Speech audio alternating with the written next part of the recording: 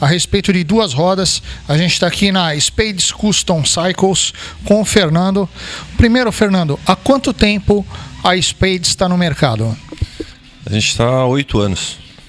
E qual o principal trabalho que você executa aqui? O trabalho nosso é sempre cuidado com a motocicleta, velho. Vai desde de manutenção simples, de revisão, troca de óleo, até a construção integral das motos. E nessas construções, você tem quantos tipos de trabalho e quantos tipos de moto diferentes? O pessoal às vezes confunde os tipos de moto, né? Aí a gente até brinca, né? Tudo chopper. E não, tem vários tipos. Como é que é diferenciado isso? Na verdade, assim, a diferenciação de estilos, normalmente a pessoa já vem com alguma ideia, talvez não com os nomes corretos e tal, mas vem com uma imagem, tem bastante acesso de internet para o pessoal tirar referência, essas coisas. A gente trabalha quase que exclusivamente com Harley Davidson e Triumph, então já alinha um pouco essa coisa dos estilos. A minha preferida é Bobber, que é uma moto muito boa de dirigir, boa de curva, boa para a cidade. Então, para quem usa a moto em São Paulo para uso diário ou para viagem, eu acho que o estilo Bobber é o mais legal. Mas a gente já construiu umas choppers, as grandes diferenças são assim, as básicas, né? Essa coisa do garfo mais estendido, distância de reiki, tal, e o estilo da moto mesmo. A Bobber, ela propicia essa coisa de dirigibilidade fácil, né? O estilo de guidão, o banco com mola, essas coisas vão facilitando para uma dirigibilidade boa, principalmente em São Paulo, com rua esburacada e tal. Então, para mim, é a bike mais legal de andar, são as Bobbers. E a gente tem também a diferença que a gente vê na mudança dos pneus, do estilo e posicionamento do motociclista em cima dela. Como é que você projeta essas modificações? Isso para mim é sempre o ponto de partida de qualquer construção ou de customização, é o cliente. Eu faço a moto para um cliente. Então é da história com ele, da conversa com ele, de saber como ele vai usar a moto, o que ele pretende da moto, o que ele espera da motocicleta, porque daí você atinge um objetivo. Então, se ele anda com a esposa, se ele anda com o filho, se ele só anda sozinho, então isso já determina se a gente pode colocar um paralama na balança, se não pode, se vai ter que ter espaço para o garupa, se ele vai viajar muito com a moto, se ele vai usar a moto, se ele usa muito. Tem gente que usa a moto 2 horinhas, ele pega a moto em casa, vai até o bar, vai até a casa de um amigo e volta. Aí você pode ser um pouco mais ousado, às vezes com coisa com uma ergonometria não tão perfeita, né? Mas que o estilo fica muito legal. Então, dependendo do uso, de como ele fala para mim que ele vai usar a moto, eu posso combinar com ele de ser mais ousado, de fazer uma coisa mais estilosa, mas que se ele usasse durante 4 horas por dia ia ser cansativo ou não ia ser tão legal. Então, esse balanço, para ter a moto, para eu ter certeza que ele vai ficar feliz, é ele me contar exatamente o que ele espera da moto e como ele vai usar, porque daí eu posso orientar ele da melhor maneira. E essas modificações influenciam na parte estrutural da moto? Em 90% dos casos, não. As mudanças que a gente faz respeitam muito os quadros originais e as coisas que a gente mais faz aqui no Brasil. Então, assim, os reikes das motos de fábrica, das Harleys e das Triumph são muito legais, são os reikes que eu gosto, sempre 30 e poucos graus, então é uma linha muito bacana. Se você quer dar um estilo, eu nunca mexo no quadro, eu mexo um pouco na mesa, uma mesa de 5 graus, ou se for uma coisa mais arrojada, até uns 7 graus você pode pôr na mesa. E tem coisas básicas que a gente acaba usando muito em todas as motos, alguns elementos. Então, tem rebaixador, para a moto sentar um pouquinho, para dar uma linha mais legal. A gente sempre faz umas trocas de óleo para melhorar a ciclística. A gente elimina umas tolerâncias de fábrica para que essa moto esteja mais alinhada. É uma coisa, para mim, muito importante, que aqui a gente faz em todas, que é esse alinhamento, a moto 100% alinhada. A moto fica mais leve, anda mais, fica melhor de guiar, é mais segura. Esses fatores para a gente são primordiais. Uma das coisas que a gente também acompanha muito nas modificações de moto são as rodas traseiras mais largas e os pneus mais largos. E muita gente tem dificuldade de, quando pega a moto tem uma muito prejudicada. O que diferencia, o que ajuda a uma moto, quando sofre essa modificação, ficar perfeita? Bom, na verdade é a modificação em si, né? Em alguns casos, eu até recomendo a Rocker. A gente acabou de fazer uma muito bacana que teve no São Paulo Rally Days. Foi também matéria de revista e tudo, que ficou muito legal. É uma Rocker, é uma moto que já vinha com um pneu 240, a gente passou por um 250, que é um pouquinho, então a própria estrutura da moto já tinha aquilo. E a gente fez outras modificações para melhorar ela em estilo, que a Rocker não é uma moto muito bonita como vem de fábrica, mas é uma possibilidade. A outra é você partir para uma moto que já tem um pneu, vamos dizer, se um 200 te satisfaz, a Fat Boy já vem com esse tipo de rodagem, então você já compra a moto com isso. Se você parte para uma modificação mesmo, de pegar uma moto antiga ou para trocar isso, você tem que trocar o jogo de balança. Eu realmente não acredito nas produzidas aqui, nunca vi uma que ficasse reta ou perfeita, então infelizmente a gente trabalha exclusivamente com o pessoal da Heartland USA, que são os caras que fazem isso há muitos anos e as balanças deles são perfeitas. Então eu prefiro investir, importar essa balança que já vem com kit, com o espaçador correto para você não ter que mexer no motor, o afastamento da primária, toda essa coisa e a montagem. Aí a gente faz aqui a parte de acabamento dessa montagem. Em geral, quando a gente vai para uma mudança desse tamanho, a gente muda a belt, a gente passa o freio junto com a corrente, e muitas vezes tiramos as correias e passamos para a corrente. Então tem outras mudanças. Aí exige uma limpeza de algumas peças extras que a gente não vai usar, às vezes reposicionamento da pinça que muda de lado. Aí esse trabalho é todo manual feito aqui.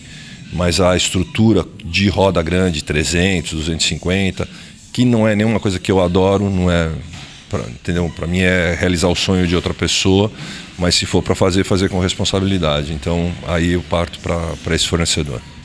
E principalmente porque a motocicleta não perdoa nenhum erro a respeito do quesito de segurança. Não tem como. Não tem cinto de segurança, né? Você é o para-choque. E é muito importante. O pneu muito largo, ele tem uma base muito grande. Então você imagina que você está com um pneu fino na frente e um pneu largo atrás. Se você passar numa pedra e ela pegar do lado direito, ele já vai dar um impulso para um lado para o outro. Então essa moto não pode acontecer como a gente vê acontecer até mais do que deveria, desse pneu tá deslocado, tá com um offset muito grande, a Harley já tem a coisa da primária maior do lado esquerdo, e a dificuldade de algumas pessoas é essa, porque para tirar a polia da roda, né, que a polia tem que estar por fora do pneu para passar esse pneu grande, quando ele chega na primária, isso está dando uma diferença ali de 50, 60 milímetros. E isso tem que ter afastado de dentro da primária. Você não pode, né, mudar motor, você tem umas coisas que não dá para fazer. Então, o posicionamento dessa balança para que o pneu ainda esteja no meio em referência ao quadro é o que faz essa balança ser, vamos dizer, ter qualidade.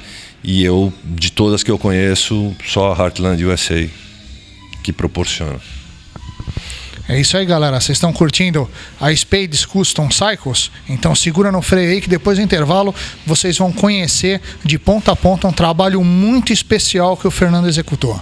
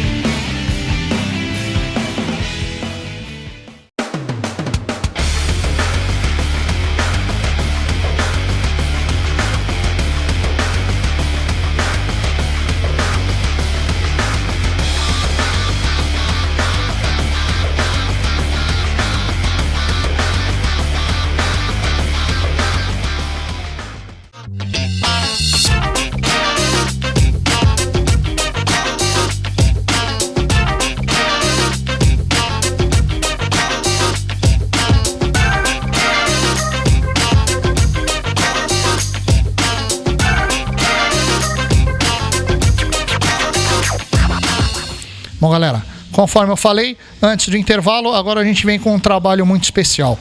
O Fernando executou um trabalho da moto Lord Nathan, que foi a única moto brasileira montada aqui, feito com o trabalho dele nas revistas internacionais.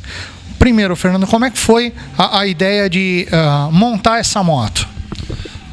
Essa moto, na verdade, foi a primeira moto que eu montei mesmo, quando a gente abriu a Spades. E aconteceu, coincidentemente, de quando eu estava no finalzinho de produção da moto, teve o São Paulo Holiday, não, era São Paulo Moto Festival, que foi em Interlagos, e veio com a presença do Russell Mitchell da Exile, veio com o pessoal da OCC. Enfim, foi um evento muito bacana em Interlagos, com banda, com tudo, e foi onde a gente apresentou. E deu uma grande repercussão, porque o pessoal de fora curtiu muito a moto, achou muito legal. Acho que não esperavam uma moto desse nível aqui no Brasil. E acho que foi uma alavanca legal, porque era um estilo que era a Bobber, que eu gosto, mas que não tinha tanta difusão. O pessoal ainda estava falando muito em old school e tal. E essa moto vem com peças e com partes e com muita coisa feita à mão, com muito detalhe, que realmente não se via na época. Você vê que é uma moto que já tem 7 para 8 anos e ainda é super atual. Ela já tinha saído, ela foi a primeira moto brasileira a ser capa de uma revista internacional já há uns 5 ou 6 anos atrás. E no ano passado ela foi matéria da The Horse Magazine, que é a bíblia das motocicletas shopper ou custom, né? E bem centralizado, né? O público dela não é muito voltado, principalmente ao lado brasileiro. Não, é bacana você ver em 2 lugares, né, que tem a mesma paixão, mas são diferentes, tem conceitos diferentes. No Brasil e nos Estados Unidos, a gente tem muita coisa em comum, a gente quer muito a mesma coisa, mas assim mesmo tem características diferentes. E você vê uma bike que todo esse público gosta, é legal, é sinal que alguma coisa se acertou, né? A gente fica feliz, pô, e divulga Brasil, que é uma coisa que a gente tem pouca oportunidade de fazer também. Como você disse, quando o pessoal chegou e viu a moto, ficou admirado, não imaginava que ia encontrar esse trabalho no Brasil. E a gente sempre menciona que a gente tem profissionais de extrema qualidade, de extrema competência aqui em vários segmentos. E isso deve ser um pouco mais respeitado. Parece que a gente tem uma cultura aqui no Brasil de não respeitar tanto o que a gente mesmo tem aqui. Infelizmente tem isso, que acaba o pessoal respeitando muito mais o que vem de fora do que as pessoas que estão aqui. E às vezes com trabalhos bastante legais, que deveriam ser mais valorizados, mais respeitados. Mas acho meio normal, né? Acontece bastante, não só com moto, mas com carro e outros campos também. E essa moto, você demorou quanto tempo? Da onde pegou até terminar? Essa moto demorou um pouco mais do que o normal, por cada vez querer fazer uma coisinha. A gente já tinha a moto montada, aí eu resolvi fazer todos os parafusos à mão, então a moto inteira tem os mesmos parafusos, eles são parafusos feitos no torno, então a arruela é junto com o sextavado, que é junto com a calota, que é com desenho diferente. A gente fez eu achei muito legal, e aí eu falei, então vamos fazer em todos. Aí não tinha de tamanho, então a gente acabou fazendo. Então algumas coisinhas dela foram demorando muito, mas o tempo final dela foi tipo 1 ano e meio, uma coisa assim, e eu tinha pouco tempo de mexer nela, então estava fazendo outros trabalhos, e aí arrumava um tempo, ia lá, resolvia uma coisa, fazia, tinha uma outra ideia, para fazer aquela outra coisa. Então ela não foi uma moto com prazo.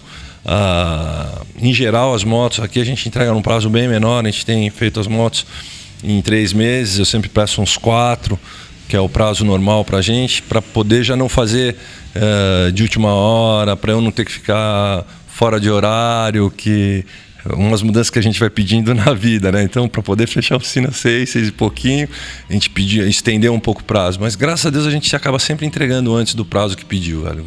Tem acontecido bastante. E você, como o representante mundial dos modificadores, customizadores de moto, o que você espera do Brasil, mesmo com essa crise, desse mercado? Velho, o que a gente espera, acho que mais que tudo, é seriedade. desde no trabalho executado, na qualidade desse trabalho, para evitar essa coisa de risco que você falou, da segurança, entendeu? Isso acho que é uma coisa mais importante. E um pouco também de mais seriedade num lado que eu acho que está falho aqui no Brasil, que é administrativo. O pessoal pensa muito na coisa de como ser conhecido, de como fazer uma moto colorida ou uma moto bacana, mas uma empresa é uma empresa, então ela tem um lado administrativo que é super importante.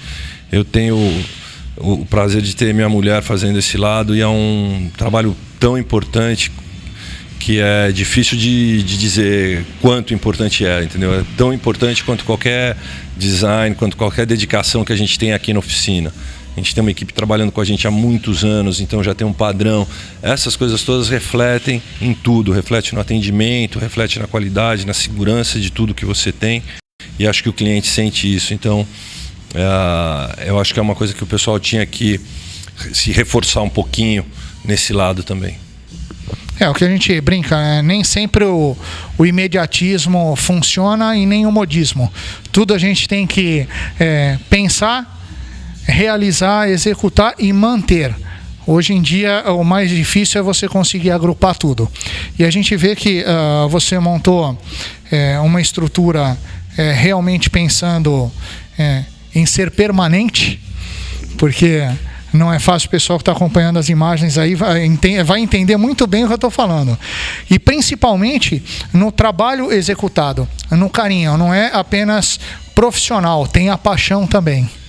Isso acho que todo mundo sente essa diferença, né? De quem do cara que faz qualquer trabalho e é apaixonado pelo que faz. Para mim muda tudo. Tá feliz, acordar feliz que vai trabalhar, para mim é um grande prazer. E aqui a gente tem essa pegada mesmo, todos os profissionais que estão trabalhando com a gente, direto ou indiretamente, que a gente também tem uma equipe que a gente terceiriza, que são pessoas que trabalham praticamente exclusivamente com a gente e que são de super confiança, me deixam super tranquilo em cada trabalho que eu entrego. E do pessoal aqui de dentro que está há tanto tempo, já sabe como eu gosto e como vai ser, entendeu? Mais ou menos não é bom, 2,5 não é 2. E tem até uma fama de chato por isso, mas é isso que eu quero levar. Para mim é defesa do cliente, entendeu? E a gente nota que pela nossa clientela que o pessoal realmente quer isso, como a gente quer em qualquer atendimento que você vai ter. Na hora que você vai comprar um café, vai num restaurante jantar, você quer ser bem atendido, você quer ter respeito, você quer ter honestidade, clareza nas informações, e é isso que a gente procura dar. Não acho que é especial, acho que é aquele mínimo e que tem que ter, né? Que nem você indicar uma pessoa e falar, o cara é honesto. Honesto é o mínimo, né? Se ele vai ser bom ou não é outra coisa, mas honesto tem que ser. Então, não acho que é um fator a se pensar, entendeu? Ou vem naturalmente, ou você não vai ser capaz de fazer. É isso aí, galera. Vocês conheceram hoje o Spades Custom Cycles com o Fernando, todo o trabalho dele e o orgulho das motocicletas, a Lord Natan aí nas revistas do mundo, representando um pouco do trabalho dos brasileiros. Espero que vocês tenham curtido o nosso programa de hoje.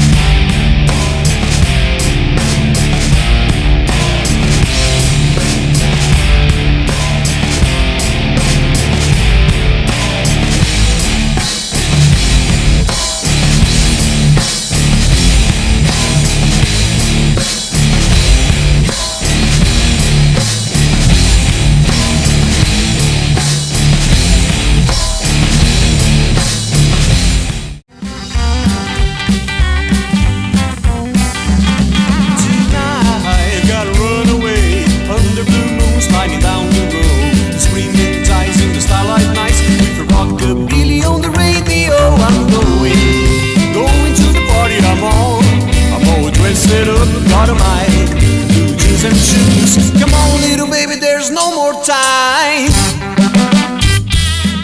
E é um grande prazer ter o Hélio com a gente outra vez. Na matéria anterior, o Hélio falou sobre o Belcar. Aliás, foi uma aula, viu, Hélio? A gente agradece pela participação. E agora estamos falando do candango. Get away from here, I'm going to the party, I'm all dressed up, you're mine, blue jeans and shoes. Come on, little baby, there's no more time. Candango. Você pode falar um pouquinho pra gente? O que significa? O candango, na verdade, ele foi feito como uma homenagem ao trabalhador braçal, ao trabalhador que ajudou a edificação de Brasília, ajudou a criar aqueles monumentos, aqueles débitos. Hoje seria equivalente a um peão, não se fala um peão, trabalhador braçal é um peão. Naquela época era um candango, porque era a denominação que se dava ao trabalhador que atuava na construção civil. Interessante. Então foi uma homenagem da BEMAG para esse trabalhador dos anos 40, 50, é isso? Exatamente. Era um praxe, né, da BEMAG homenagear as coisas do Brasil. Então você pega, por exemplo, o DKV, a BEMAGuete básica, chamava-se o Pracinha, em homenagem ao combatente da guerra. O outro modelo chamava-se o Caiçara, em homenagem ao índio ali daquelas praias baixas, do litoral sul, ali do Vale do Ribeira. Então, eles tinham por praxe homenagear as coisas do Brasil, até mesmo nas cores. Era azul alvorada, era verde Petrópolis, era castanho Tijuca, tudo coisas que se fazia alusão às coisas do Brasil. Poxa, que bacana. Ele sempre tem história junto com a questão do carro antigo, né? Exatamente. Agora, vamos falar um pouco do carro, Hélio. Vamos chegar um pouquinho perto dele. O motor é o mesmo do DKV? O motor é o mesmo do DKV. Ele tem um diferencial mecânico apenas no câmbio. Uhum. O câmbio ele é reduzido, ele é um câmbio mais curto, que é para subidas mais íngremes. Ele tem também a reduzida, que torna as 4 marchas diretas, tornam elas reduzidas. Isso faz ele ficar com 10 marchas disponíveis, são 2 a ré e 8 à frente. Né? E como vocês estão vendo aí nas imagens, é um carro de construção fácil, chapas retas, era carro adaptado, ou feito para ser adaptado em qualquer lugar do país onde um trabalhador, um funileiro, digamos, improvisado, pudesse consertar um eventual amassado, alguma coisa. É um carro de linhas simples, de linhas retas, fáceis de serem consertadas e tem uma mecânica extremamente robusta e ao mesmo tempo simples, que é o motor 2 tempos da toda a linha de câmbio. O assento dianteiro inteiriço e o freio de mão na mão esquerda. Eu vou abrir um pouquinho aqui para você ver. O freio de mão dele é acionado pela mão esquerda. Oh, que bacana!